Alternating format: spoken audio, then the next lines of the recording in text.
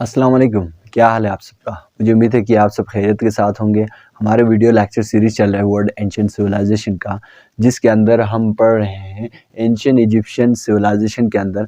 आज हमारा last 2 topics रहते हैं, जिसके अंदर हम पढ़ेंगे द ममीज़ और दूसरा हमारे पास पिरामिड्स। इन दोनों का काफ़ी एक दूसरे के साथ कनेक्टिविटी है, इस वजह से इसको साथ कवर करने की कोशिश करेंगे। तो इसमें जी ममीज़ के बारे में अगर मैं आप लोगों को थोड़ा-सा इसका समराइज़ करूँ, इसको इस टॉपिक को थोड़ा-सा डिस्कस करूँ, इसको पढ़ने से पहले, तो ममीज़ पुराने ज़माने में यानी कि एंशिएंट सिविलाइजेशन के अंदर ये बहुत ही अहमियत का हामिल है। इसका ममीफ़िकेशन का जो प्रोसेस है वो बहुत ही इंटरेस्टिंग और मज़ेदार है। तो इसके अंदर क्या हुआ करता था, जो ही उनके फ़ेरोज़ वग़ैरह उनकी डेथ होती थी, तो इसको एक ख़ास उनको उनके जिस्म को उसके जिस्म के अंदर से जितने भी ऑर्गन्स थे उसको निकाल कर उनको निकालते थे और उसको प्रिजर्व करने के लिए उसके ऊपर साल्ट लगाते थे। साल्ट वगैरह लगाकर उसको उसको कई दिन रखा जाता था, मैक्सिमम तकरीबन 40 दिन उसको रखा जाता था। इसके बाद उसके ऊपर क्या है ममीफिकेशन के प्रोसेस से स्टार्ट हुआ करता था। तो इसके अंदर मेनली उसके अंदर दिल वगैरह उसको रखा जाता था, बाकी दिमाग को भी उसको निकाल कर बाकी उसको खाली किया जाता था। ठीक है जी। तो इसके अंदर कहते हैं ये उसका पुराना रस्म रिवाज है या सकाफत था, ठीक है, रिचुअल हम कह सकते हैं। तो इसमें है the ancient Egypt believe in the concept of after life. इसकी मेन वजह क्या थी? कॉन्सेप्ट ऑफ आफ्टर, जिंदगी मरने के बाद एक और ज़िंदगी स्टार्ट होगी, उनका ये ख्याल था, इजिप्शियन लोगों का ये ख्याल था, जिसकी वजह से this was the primary reason for the ancient ritual of mummification. Mummification का जो प्रोसेस इसी वजह से स्टार्ट हुआ था, क्योंकि उनका ये ख्याल था कि ज़िंदगी अभी मरने के बाद भी उसका ज़िंदगी स्टार्ट रहेगा। तो इसलिए क्या कहते हैं, the body was cloth wrapped. अब इसको पहले भी मैंने आप लोगों को बताया, बॉडी को क्या कहते हैं, एक कपड़े के साथ रैप किया जाता था, यानी पहले उसके अंदर से ऑर्गन वगैरह निकाल के दिल के अलावा सारे के सारे ऑर्गन निकाला करते थे। तो उसके बाद उसके ऊपर साल्ट वगैरह लगा के तकरीबन 40 डेज रखा जाता था। इसके बाद उसको रैप किया जाता था एक कपड़े के साथ, ठीक है।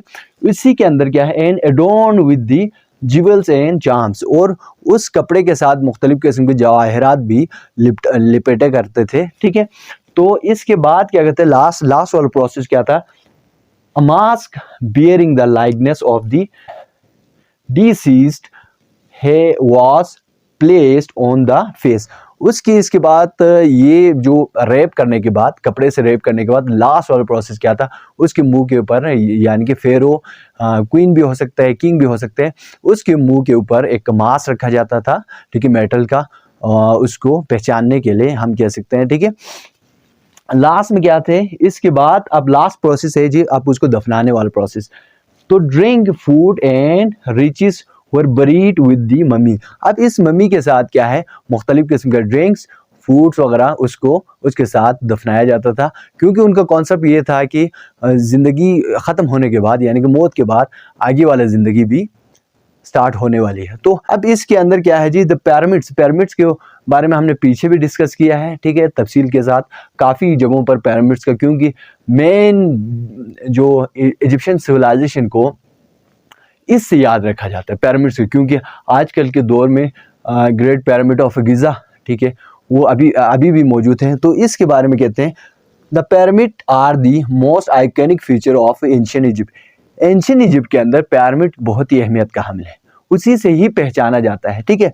तो Egypt has more than 100 pyramids. Egypt के अंदर तकरीबन 100 से ज़्यादा दौर में 100 से ज़्यादा पिरामिड्स तामीर किया गया था, ठीक है।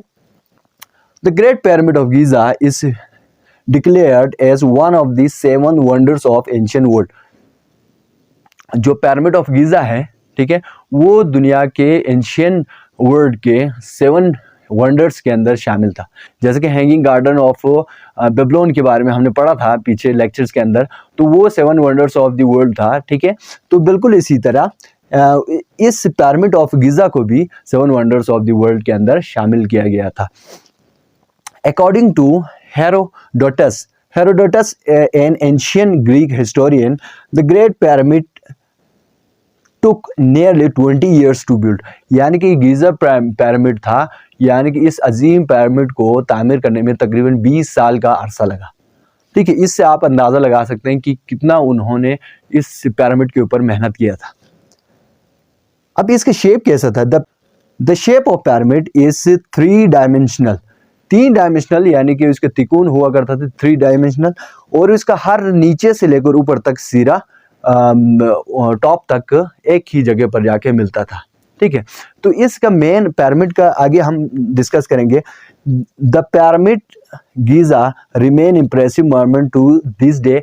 आजकल भी बहुत सारे लोग जो हिस्ट्री के बारे में जानना चाहते हैं वो गीज़ा पिरामिड का विजिट करते हैं और उसके बारे में बहुत सारे इन्फॉर्मेशन इकट्ठा कर रहे हैं। साथ ही मैं आप सबसे इजाज़त चाहूँगा। अस्सलाम वालेकुम व रहमतुल्लाहि व बरकातुहू।